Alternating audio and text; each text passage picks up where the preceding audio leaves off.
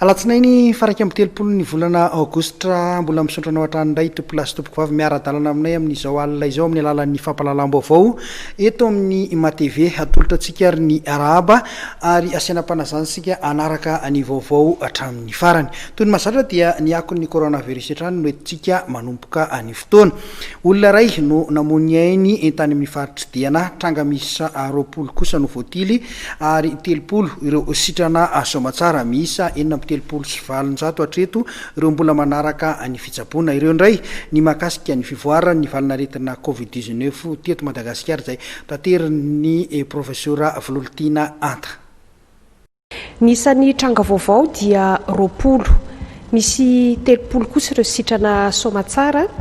ary mienaraka ambin'ny folo nisan'ireo olona izay raisina tanana satria nisy akoatr'ireo sitrana somatsara telopolo dia nisy ray lavon'ny valanaretina covid-19 teto Madagasikara tao anatin'izay efatra amby roapolo ora farany izay ary aty am-piandohana tompoko dia mirary fiolonana feno amin'ny fianakaviany izany olona izay namoy ny ainy izany. Ny forme grave koa dia niena anakivalo. Raha jerentsika ny taremarika zany dia 2.7 sy ray alina no efa sitrana tanteraka tamin'ireo olona 3.7 sy ray alina izay nitondry ty tsy mikaretina coronavirus ty eto Madagasikara. 7.7 ireo mbola ao anatin'ny fanaraha-maso satria mbola mitondra ny tsy mikaretina ary ao anatin'ireo 7.7 ireo dia 5.7 no manao ny ataontsika hoe forme grave 2.7 zany amin'ny fitambaran'ireo olona izay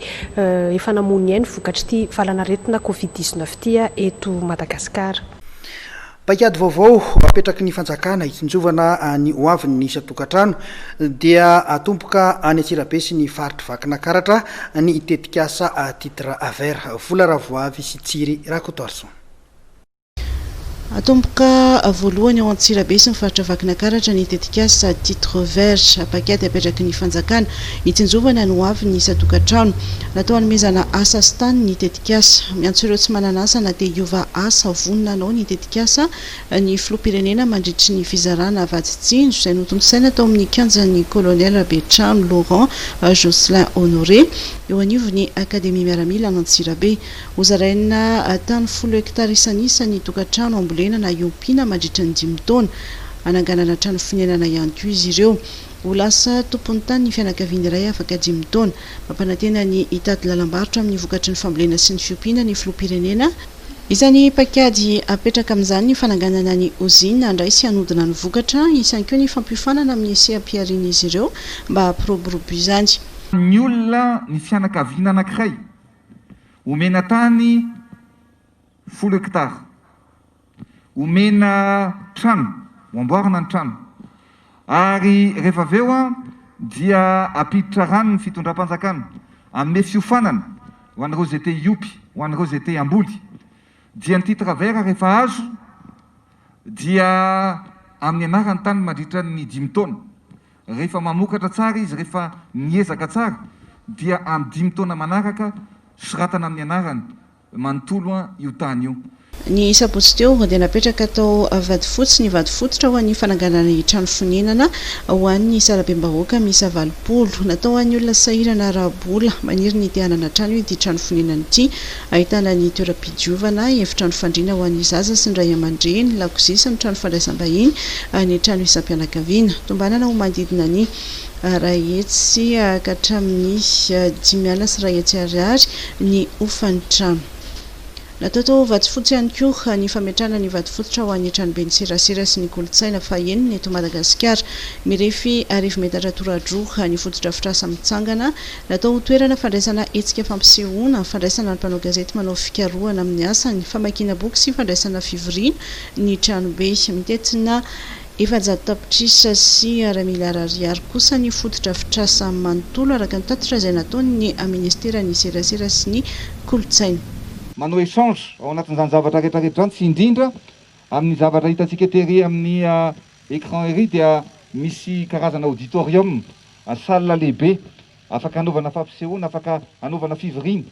Natateraka ny fampanantenany anampy amin'ny fantarana ny fananganana ny écart Notre-Dame de Lourdes miara-masoandro Antsirabe ihany koa ny flo atao manara-penitra ny fiangonana rehefa vita na anatiny na ivelany ofitena aingana ihany koa miendrika ny écart Notre-Dame de Lourdes ka hipetraka ho vakoka sy ho tantara ho an'Antsirabe nitsidika ny fandrosoan'ny fanamboarana ny université ny vakina karatra ihany koa ny flo 200 ny asa no vita amin'izao fotoana izao ho vita amin'ny tapaky ny volana Desambre 2024 ny asa rehetra afaka andray ny fidirana akademika 2024 avy hatrany arak'izany ny université efa mandeha ihany koa amin'izao fotoana izao ny fananganana sy ny famaranana ny kianja Vélodrome an'Antsirabe.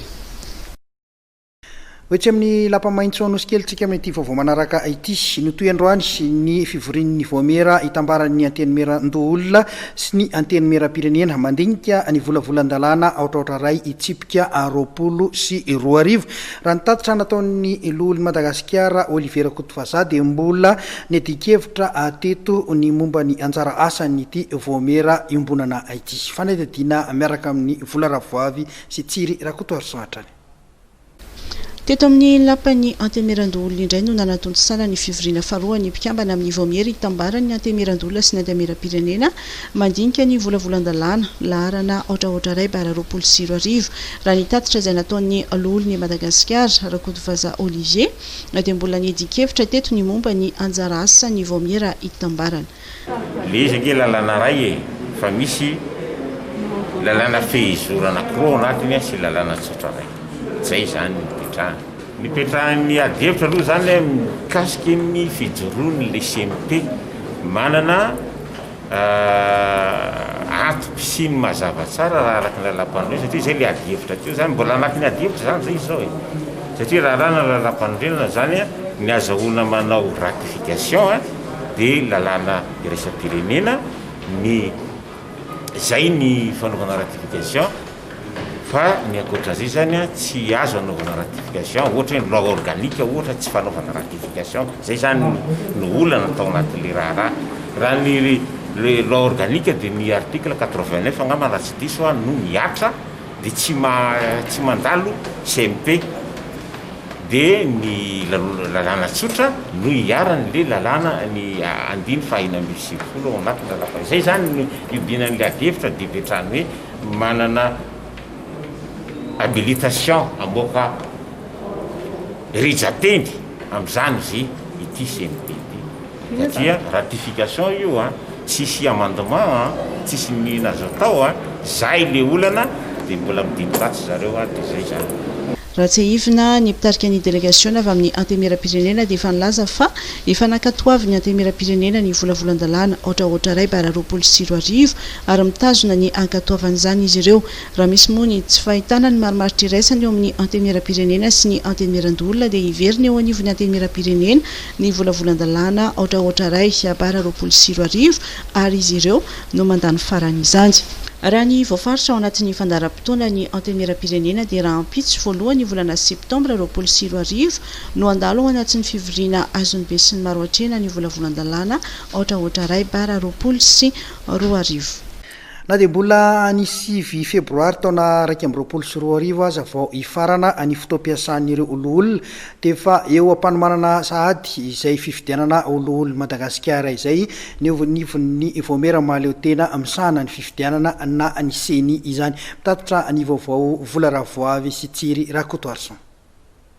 Ny 6 febroary 2024 no tapitra ny fotoam-piasan'ny antemeran-doolona amin'izao fotoana izao dia efa miomana tsikelikely amin'ny fanatontosana fifidianana izay loholon'ny Madagasikara ny eo anivon'ny voamera mahaleo tena misahana ny fifidianana amin'izao fotoana izao dia efa mandrafitra miandalana ny lisitra ireo mpifidy lehibe ny eo anivon'ny CENI. Anisan'ireo le grands électeurs na ny mpifidy vaventy zay ao anatin'ireo le collège électoral andray anjara ny fifidianana ny loholon'ny Madagasikara ny ben'ny tanàna sy ny mpanolontsaina ny tanàna ny zava-misy dia tsy nahafahany tany amin'ny tribonaly ny tany amin'ny filan-kevim-panjakana indrindraindrindra jery akaiky sy namoaka didy momba ireo le fifandolanana tamin'ny fifidianana tena nivon'ny commune teo iny zany ny fahamehana ara-pahasalamana teto amintsika dikan'izay dia somary ny tarazoka zany ny fahafantarana mazava tsara miainga avy amin'ireo le didim-pitsarandreo hoe iza moa ny commune zay tsy maintsy amerenana ny fifidianana ary iza no commune zay didin'ny fitsarana ny fanatanterahana an'izay lay fifidianana izay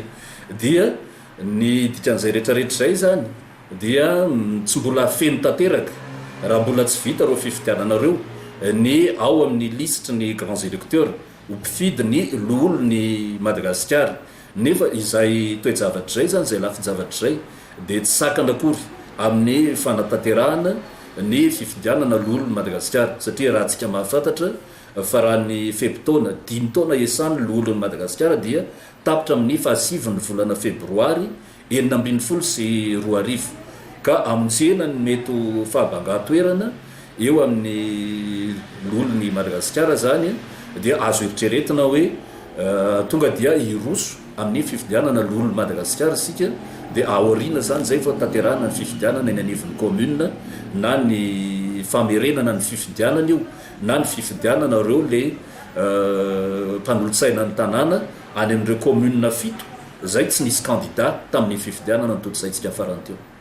Nambarany teo anivon'iseny ihany koa fa anisany andrasana ao anatin'ny fiomanana amin'ny fiatrenan'ny fifidianana izay lo olona ny fanapa-kevitry ny Antemira Rotonta momba ny volavolan-dalàna ohatraohatra ray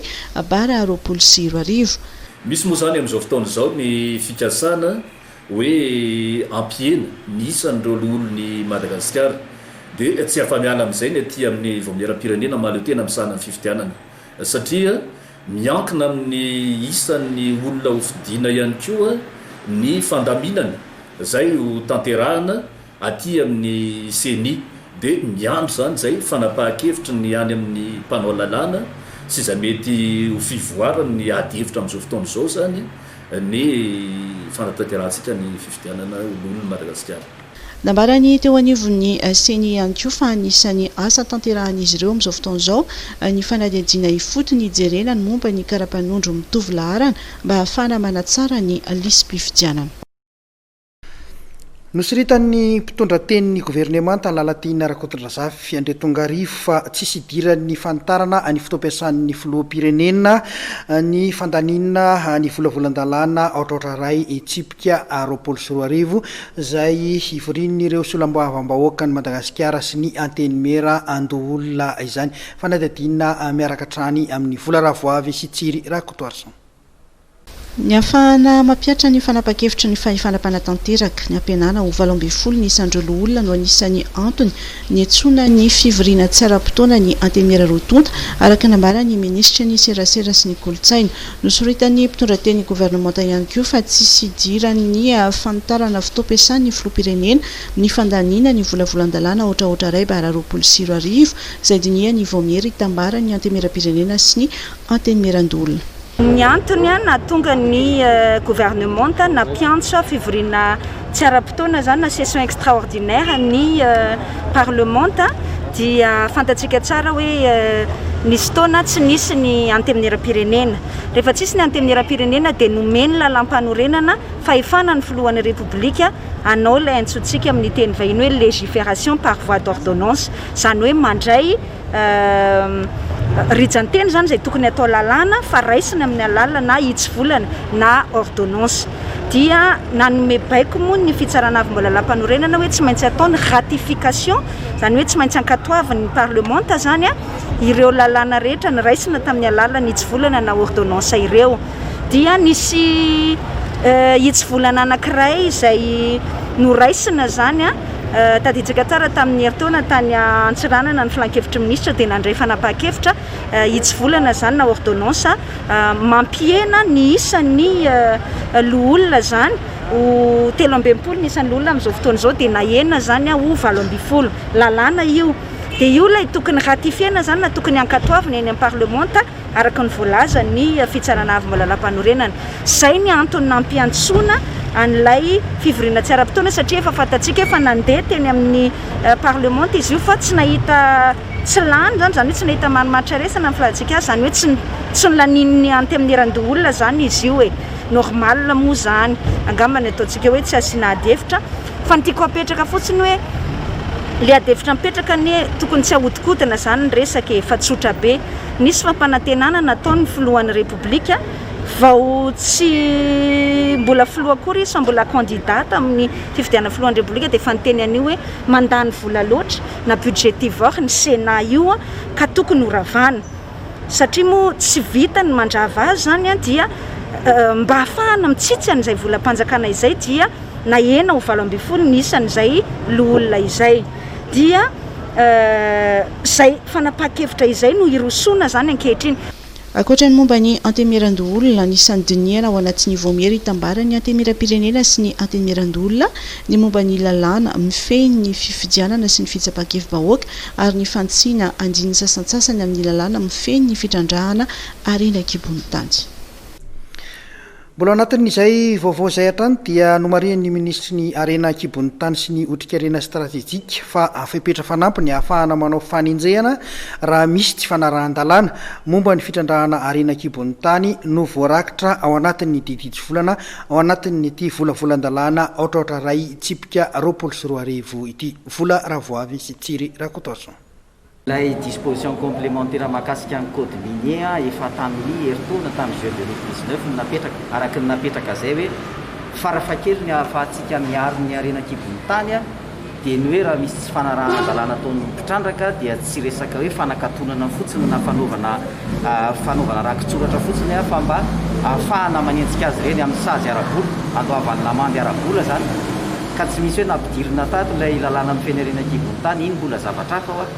fa ity disposition complémentaire ity zany dia zay hoe ahafahana manao fanenjehana amin'izay sazy ara-panjakana sazy arabola zay ho an'izay rehetra tsy manara-tanàna raha lany somatsara zany io tolo-dalàna io mandeha ny tsy volana mahakasika an'iny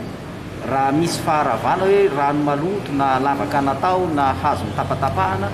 dia tsy jerena fejerena fotsiny reny fa azo atao mitomba midiny dia mandomotra amin'izay zay manao an'ilay tsy fanarahan-dalàna zany zay izy.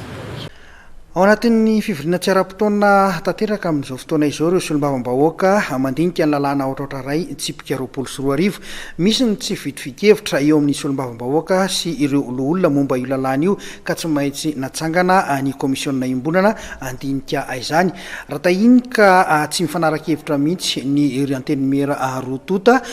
dia ny zareo any amin'ny tsimbazaza na ireo solombavambahoaka no tompon'ny teny farany araka ny nambaran'ny solombavambahoaka ajara mahery-jaona voafidy tany tsioro mandety.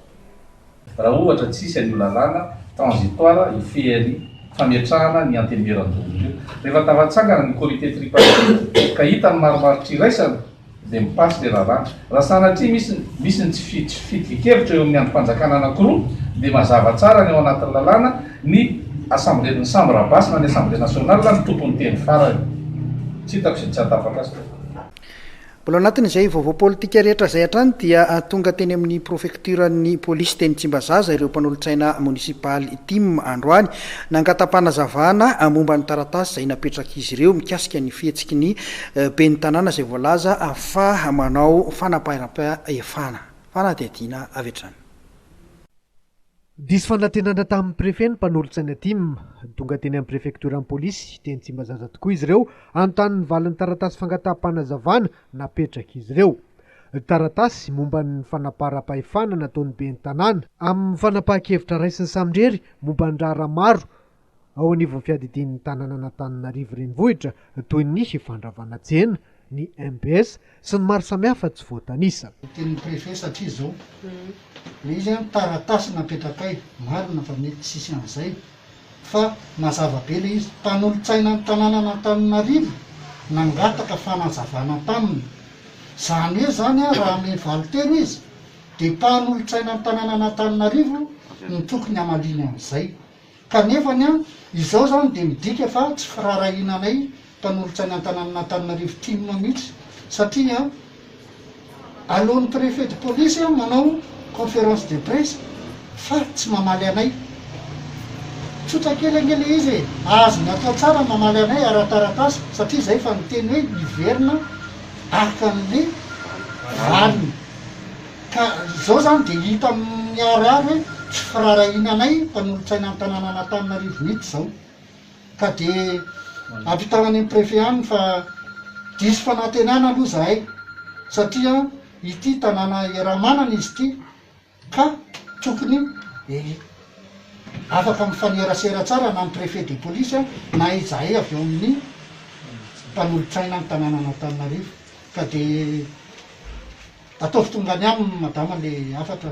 dia diso hevitra mihitsy zay zany ary diso fanantenana zay nilaza tokoa ny sekretera nandray ny délégation ny mpanolotsaina aty Matety Tsimbazaza fa tsy afaka mamaly taratasy ny préfet fa tsy misy adresy hono ny taratasy napetraka izy ireo etsen-dany zany efa nivalin'ny préfet tamin'ny alalan'ny Aino Amanjera ny valiteniny araka ny tatitra nampitainy tamin'ny sekreterany. Mbola tantara mitoy ny resaka tany farafangana namoaka ny heviny ary momba nitranga tao farafangana ny firenena mikambana tamin'ny alalan'ny commissariat de l'ONU aux droits de l'homme na ny HDH izany nisy ny fampiasan-kery diso tafahoatra hoy izy ireo mitaky fanadidina lalina ihany koa ny fianakaviany raisam-pirenena tatitra indrindra ny andindinin'izay vaovao zay ny namana Lovaramanatsosy Mamy Rasamoily. Taorindra fikambanana maro samihafa mpiaro-ny zon'olombelona dia nivoaka tamin'ny fanginany ihany koa ny firenena mikambana tamin'ny alalan'ny Haut Commissariat de l'ONU aux droits de l'homme na ny HCDH izay nilaza fa nisy ny fampiasan-kery diso tafahoatra nandritra ny valan-dresaka ho an'ny mpanao gazety izay nikarakarainy tamin'ny farany herinandro laza teo tao Genève momba ny raharaha farafangana. Araka ny nambaran'ny mpitondra tenin'ny HCDH Andriamatoa Rupert Colville dia naneho ny ayainy ny firenena mikambana mahalona iny tranga iny izay nahafatesana voafonja miisa 20 tafatsoaka tao amin'ny vonjan'ny farafangana vokatr'izay fampiasan-kery zay. Ho an'ny HCDH dia tokony hanaja ny lalàna sy ny rariny ary tsy misy fanavaka vanatrany ny fampiasan-kery. Teny izay azo eritreretina fa mety efa amin'ny ministeran'ny fitsarana. Mitaky fanadidina lalina aingana mahaleo tena sy tsy miandany momba ny fomba nitrangana izay fandratrana sy fahafatesana voafonjay nandritra ty losotra fahobe nitranga tao farafangana ity ny firenena mikambana ary tafiditra ao anatin'izay ihany koa ny fampiasan-kery diso tafahoatra nataon'ny mpitandro ny filaminana. Miankina amin'ny hery fiarovany tsirairay ny fisehoan'ny Covid-19 ao ny ahitana soritra aretina ary ao ny tsy ahitana izany nefa efa afaka mamindra. Mety azon'ny olona rehetra ny coronavirus ka tsy mahamenatra. Ho antsika manafa mitondra ny tsimikaretina misy soritra aretina na efa nifanerasera tamin'ny olona efa voamarina fa mitondra ny coronavirus dia mijanona ao an-trano manira olona mpilazaingina mpiasa amin'ny fahasalamana akaiky anao indrindra na ny mpanendana ara-pahasalamana na antsoina ny 113 na manatona avy hatrany tompom-pahasalamana akaiky anao indrindra. Ho antsika manodidina ajanona ny fanelin-kliana sy ny fifanenjehana fa ndeha isika ifampitsinjo hisorohana amin'ny valanaretina. Toy izao trano ny fihetsika manakana ny fianaky ny coronavirus. Madagasikara mandresy ny coronavirus. Ho an'ny kialamavonitsika amin'ity vaovao manaraka ity resaka fandriampahalemana atao anatin'ny enim-bolana dia azo tsapahitanana ny vokatra ny hetsika nataon'ny mpitandro ny filaminana any amin'ny distrikan'ny Kialamavony. Faritra izay nisiny ny asan-dahalo matetika ity faritra ity ka izay ho nahitam-bokany izao noho ny hetsiky ny mpitandro ny filaminana nitatitra ny vaovao Volasoa Ravelson. Nahitam-bokany hetsika nataon'ny mpitandro filaminana tany amin'ny distrikany Kialamavony tao anatin'ny enim-bolana dia azo tsapahitanana ny vokatra. Fa tato anatin'ny enim-bolana tonga dia hitanay mihitsy zany ny hoe aso mivaingana mihitsy natao teto fa tsy kabary. Ary tena azo lazainy hoe mahandro ivony vato zany anay amin'izao. Na handeha ho aiza na hoe ny Fianarantsoa na dia miala eto hariva aza sisy mpanakan-dalana. Ary eto Kialamavony tapo-tanàna amin'izao fotoanandro zao na dia lamba lasaka aza amin'ny lalana iny dia hita sisy mpandray. Voafehy tanteraka azo lazaina hoe 7,700 zany dia voafehy misy fandriampahalemana eto Kialamavony. Mankasitraka ny hetsika izay nataon'ireo mpitandro filaminana ihany koa ireo tompon'andraikitra ny antoerana. Maro ny resaka mandeha mahakasika nyity resaka zon'olombelona amin'izao asa ataon'ny mpitandro filaminana izao. Eto dia mba te hanazava nandritra n'izany fahatolona sy ny herisetra nahazo ny vahoaka taty izany tsy nisy olona nitsangana mba niaro n'izay zon'olombelona izay. Tsy nisy niaro ny vahoaka afa-tsy ny mpitandro filaminana. Ka raha mitsangana ve ny mpitandro filaminana ato amin'ity distrikany Kialamavony ity dia lazaina fa tsy miaro ny zon'olombelona.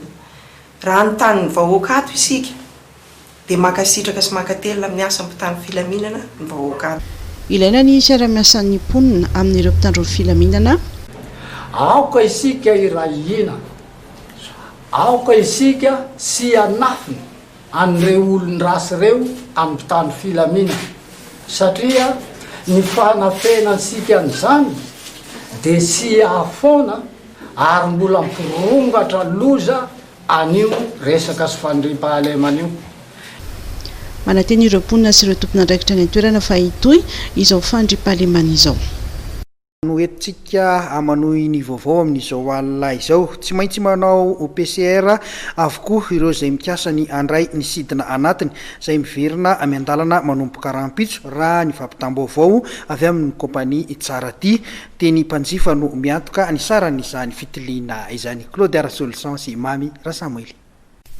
Anisan'ireo fepetra izay noresy ny fitondrana ny tsy maintsy anatanteran'ireo izay andray ny sidina na ho any ivelany na eto anatiny ny fitiliana PCR. Manomboka rapitso no miverina miandalana ny sidina anatiny ary nitondrany ny tale generaly ny tsara vy fanazavana ny mikasika ireo fepetra raisiny. Destination folo no atao.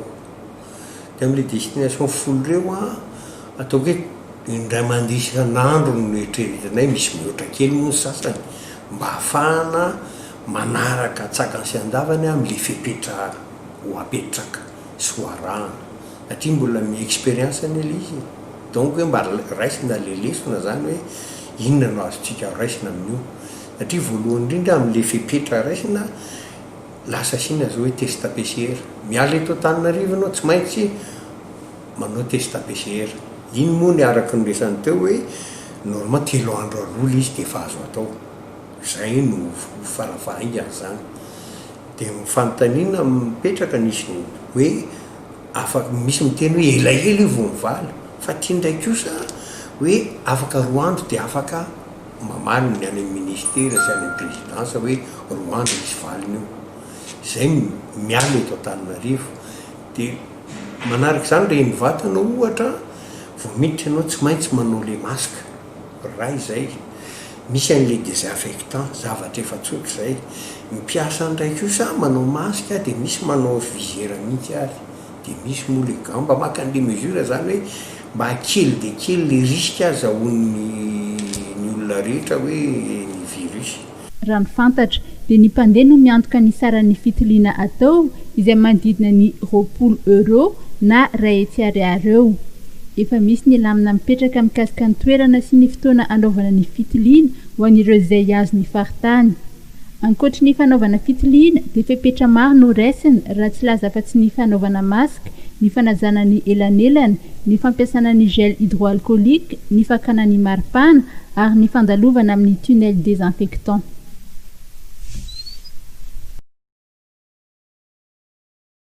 Mbola eo amin'izay fitaterana izay ihany fa ety Antanety kosa indray raha fiara enimpolo teo no niazo ny faritra Tsananana ny faran'ny herinandro teo dia niena antsasany latsaka izany raha ho an'ny androany alatsinainy. Azo lazaina fa nahangingina aloha raha ny zava-nisy teny amin'ny gararotera Maki tamin'ity maraina ity.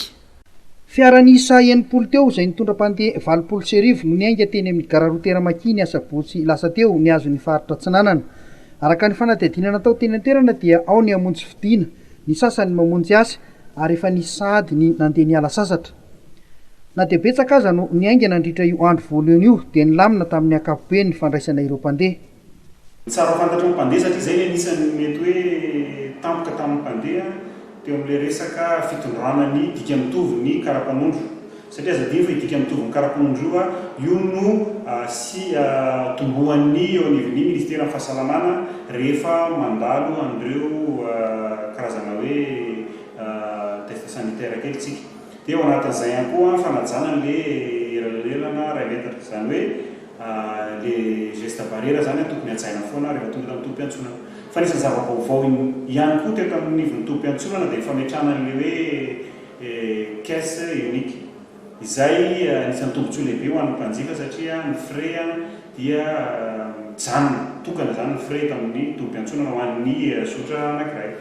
Dia ao anatin'izay ihany koa misy ny traçabilité afahana mamoaka an'le manifolte zany hoe ny mpandeha rehetra zany zao tena totom-piantsonana dia efa informatisé avokoa. Zava-baovao somary nanahirana ny mpandeha ny fanomezana ny dika mitovy ny karapanondrom-pirenena. Amin'le fanaovana fotokopian'ny karapanondro sy ny moa ny fanaovana dossier andehanana. Eny rehefa ohatra hoe olona zatra na zany dia mety mora atao fa raha vao zatra dia elaela ihany vao Na dia ny feran'ny fanjakana fiara folo isaky ny adiny ray aza ny tokony ny aingany amin'ny gara roa Teramaki dia latsak'izay no ny ainga raha ho an'ny androany fotsiny ohatra dia azo lazaina fa vitsy dia vitsy ny fiara nandeha nakany Tomasina. Feno ny fepetra rehetra mahakasika ny fahasalamana sy ny fahatomombanana ara-teknika eo amin'ny fiara izay vao afaka mivoaka eto amin'ny gara roa Teramaki ireo fiara mpitatitra hiazo ny faritra Atsinanana. Raha ao anatin'ity fanadihadiana ity no mahakasika izay. Fidirana tokana ihany no ahafahana miditra ato amin'ny gara roa Teramaki. Mialohan' izay fidirana ny gara izay nefa dia tsy maintsy mandalo ny sakana ara-pahasalamana ny olona rehetra. Ny fanasana tanana ny voalohany amin'izany, avy eo dia ny fakana maripana ary ny fanaovana lavitondro ahafantarana fa nandalo sakana ara-pahasalamana ilay mpandeha. Araka ny fanazavana nomen'ireo mpamily dia tsy afaka miainga izy ireo raha tsy tanteraka avokoa ny fepetra rehetra napetraky ny fanjakana. Le dingana rano eo amin'le resaka anona zao ny take milamina le dispaniera ohatr'izay dia mba milamina. Ary le rafiny ara-pahasalamana? Mahafinaritra le resaka anona aloha efa ao tsara daholo. Mety tena misafira zany anaran'ny mpandeha tsirairay zany tsy maintsy misoratra. Alohan'ny tena ivoahan'ny fiara ny gara roa tera dia misy ny fanamarinana ara-teknika ny fiara sy ny fanamarinana ny mpandeha raha mifanaraka tsara amin'ny ao anatin'ny manifold. Araka ny fanazavana n'ireo mpitsabo dia raha misy tranga mampiaya amin'ireo mpandeha dia manaraka avy hatrany ny torolalana amin'ny ady amin'ny Covid-19 ilay mpandeha. Ho an'ny Tomasina kosa indretsika amin'ity vaovao manaraka ity nisehoana trano iray ny faran'ny herinandro teo tany Tomasina olona roa no namony ainy nandritra ity aitrano ity. Nisy ihany koa ireo naratra vokatry ny fitangoronana nijery izay trano may izay. Mitatitra ny vaovao avy an'ny Tomasina Imaresaka Miray. Lehilahy roa 5 taona sy 7 taona namony ainy vehivavy iray kosa naratra ny faran'ny herinandro teo tany Tomasina tao anatin'ny fitangoronana nijery trano may. Sisy fandraisany velively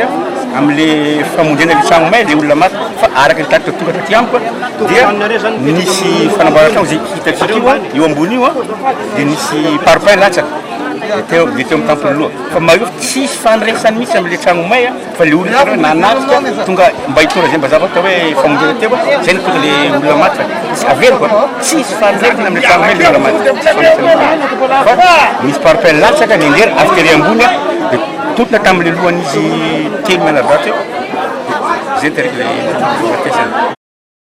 aterana kosa ny an'ny tompotrano tamin'izao famaizana izao. Zaho mandeha mivarotra bazary dia zaho tonga afaka amin'izany ny nambaramandray dia zareo amponeko amin'izay no magnantsonay ambany ety trano may dia zay mizay tonga hoe efa misy ino zany dia tonga dia zay moa sisy raha volany zany dia tonga ny questionné ny vola zany tonga zany amata bazary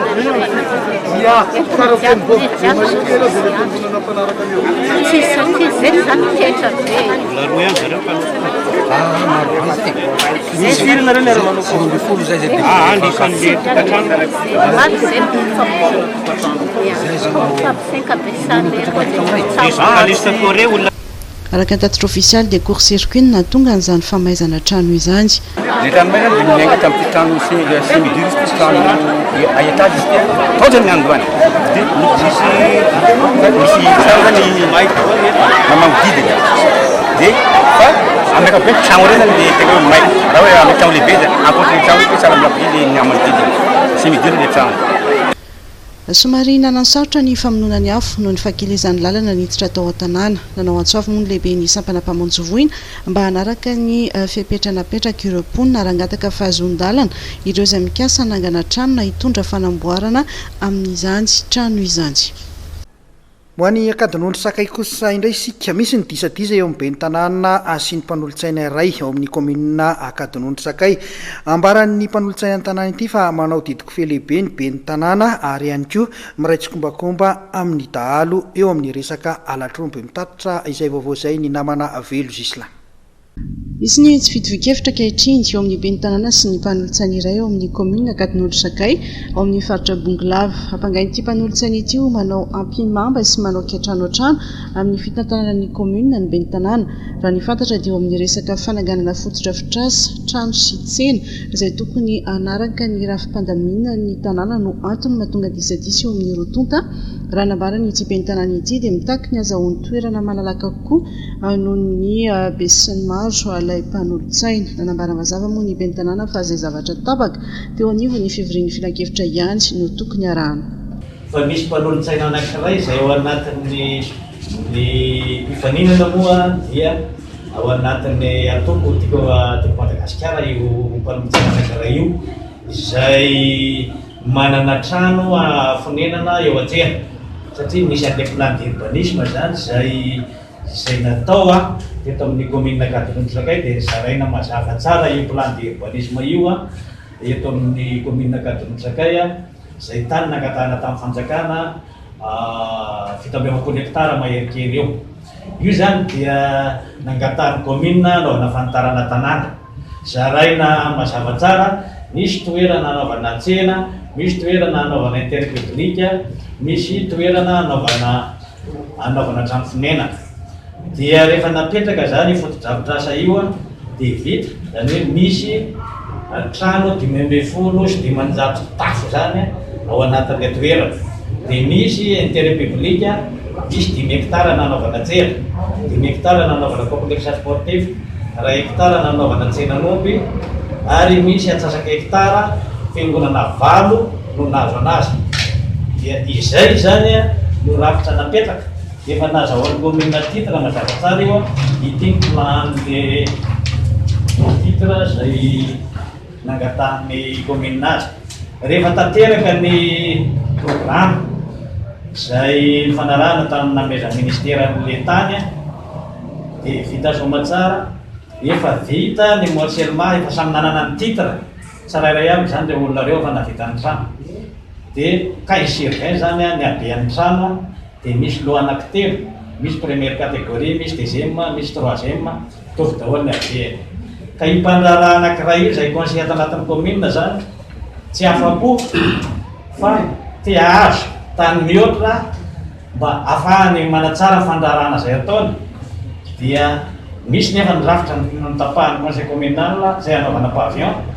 dia io zany ipitran'ny olana io ny voizana makatsy makaroa misy ny kolokololy misy ny aby misy ny rehetrarehetra ankoatran'io tsy fitovekevitra ao amin'ny resaka drafim-pandaminana ny tanàna io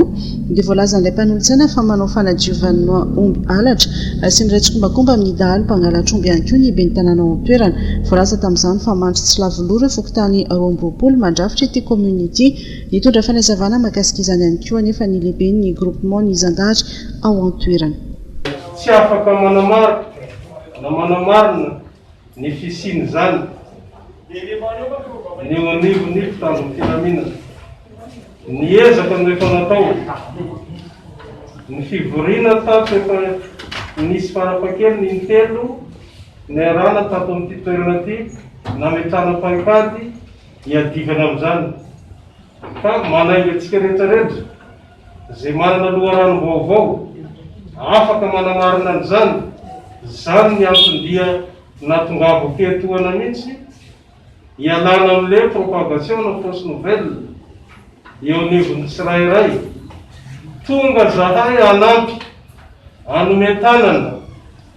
ary andray ny fepetra ho an'ireo olona zay voaresaka ka voamarina farasana ty kosa fa tsy misy zay zavatra zay eto dia mamelaka koa fa misy fepetra tsy maintsy horaisina amin'le olona manelo vaovao tsy marina ho an'ny filohan'ny filan-kevitra kominaly any an-toerana kosa dia nanambara mazava fa ny fiara-miasa miaraka amin'ny ben'ny tanàna dia mandeha araka ny tokony ho izy ary nanamafy tanteraka izy fa ny tetikasa rehetra dia nandalo teo anatria ny filan-kevitra daholo. Tsara marihana ho anay avy atao amin'ny filan-kevitra kominaly fa voalohany aloha dia fiara-miasa miaraka amin'ny ben'ny tanàna dia mandeha araka ny tokony ho izy, mipetraka tsara, miavaka tsara. Ny rafitra anankiroa dia ny rafitra mpanao lalàna sy ny fanapa-kevitra ary ny rafitra fanatanteraka. Ilay tetikasa fanaovana pavillon dia nandalo fanapahana teo anivon'ny filan-kevitra kominaly. Ny fivorinana nanatanterana zany dia tamin'ny 20 May 2024 izay nisy tolo-kevitra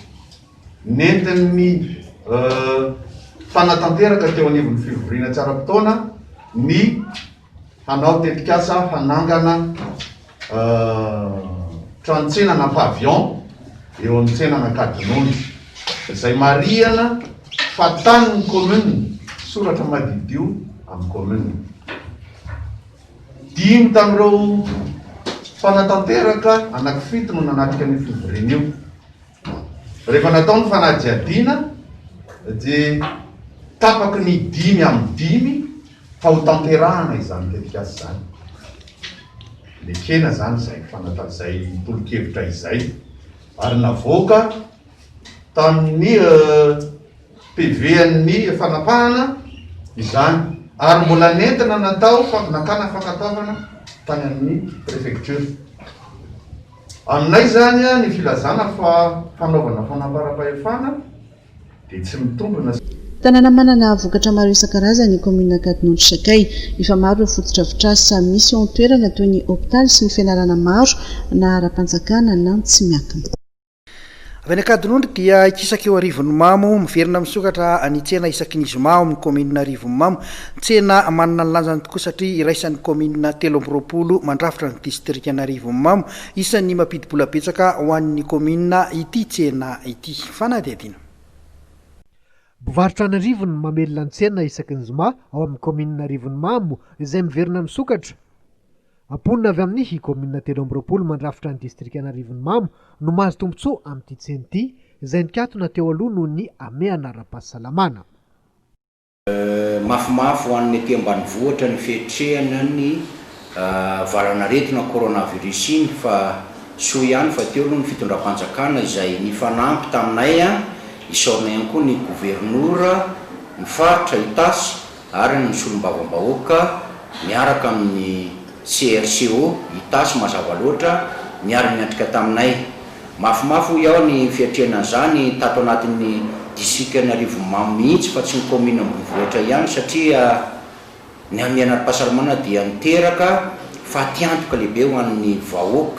vahoakan'Arivonimamo. Raha tsy teny fa tsy ny vahoakan'Arivonimamo manokana satria na ny tsena mihidy ny lafiny toe-karena rehetrarehetra zany dia tapitra ny kiatona avokoa. Dia mino izay ho iaho fa mbola ho avy angamba ny anjara masandro nyzany distrikana Arivonimamo sy ny faritra itasy zany amin'ny fiatrehana n'izay fiainam-bahoaka izay tsy maintsy hitohy izay. Isan'ny fidiram-bola ho an'ny komina Arivonimamo ity tsena ity ka ao anatin'ny asa fampandrosoana entin'ny mpitatana ny fanatsarana azy ity. Ny komina Arivonimamo dia 720 kilometatra miala ny renivohitra amin'iny lalam-pirenena voalohany iny ary ahitana ponina 3 alina miparitaka amin'ny fokontany miisa 13. Nandray ny asany zoma lasa teo ny chef distrikana Arivonimamo voavatany vao nandray ny asany izy dia niarany vory tamin'ny OMC manoloana ny resaka tsy fandriam-pahalemana any an-toerana izay mahazo vahana amin'izao fotoana izao. Fanadihadiana. Tena ndraikitra voalohany moa zany ny ho an'ny chef district zany dia mijery manokana ny resaka hoe ordre public ity, indrindrandrindra manatin'izay ny fandriam-pahalemana satria raha tsy mandry fahalemana ny tanàna dia tsy afaka mamokatra mihitsy ny vahoaka netra hoe mitatsaha maro anisa aty amin'ny distrikana Arivonimamo. Vao nandray an'izay toeran'izay mihitsy ahako io dia tonga dia manamory avy hatrany tao amin'ny OMC ny fampidinidinika ny amin'ny fanatsarana ny fomba fiasa. Ka teo zany no namoaka ny karazana ohatrany hoe inona no